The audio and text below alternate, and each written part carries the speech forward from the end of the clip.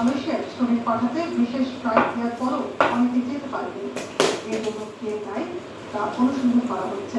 যখনই আমরা আলোচনা করে ঠিক করি কত লোক যাবে ঠিক তখনই দেখা যায় যে আমাদের দেশের তারা নাম করে ব্যবসা করে এবং তারা তৈরি করে লোক পাঠানোর চেষ্টা করে এবং এদের সাথে মালয়েশিয়ারও কিছু সংযুক্ত আছে, যার ফলে জটিলতা সৃষ্টি হয়। এবার কি সমস্যাটা হয়েছে অবশ্যই ওটা আমরা খতিয়ে দেখছি এবং এর জন্য যদি কেউ দায়ী দেবে অবশ্যই ওটা বিচার করা হবে। আরেক প্রশ্নের জবাবে প্রতিযোগিতা বলেন, নির্ধারিত সময় প্রকল্প শেষ না হলে এর খরচ বাড়ে, যার বিরূপ প্রভাব পড়ে অর্থনীতিতে। সত্যি নির্ধারিত সময় প্রকল্প শেষ না করা হলে প্রকল্পের ব্যয় বৃদ্ধি পায় এবং দেশের আর্থসামাজিক উন্নয়নে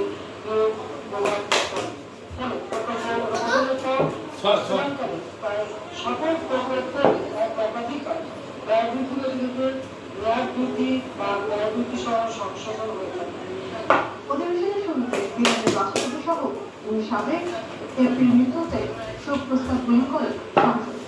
ইরানের মহামান্য রাষ্ট্রপতি ডক্টর তার মৃত্যুতে মহাজাতীয় সংসদ গভীর শোক ও দুঃখ প্রকাশ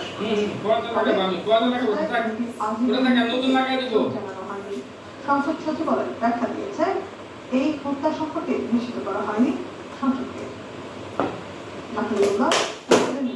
ঢাকা।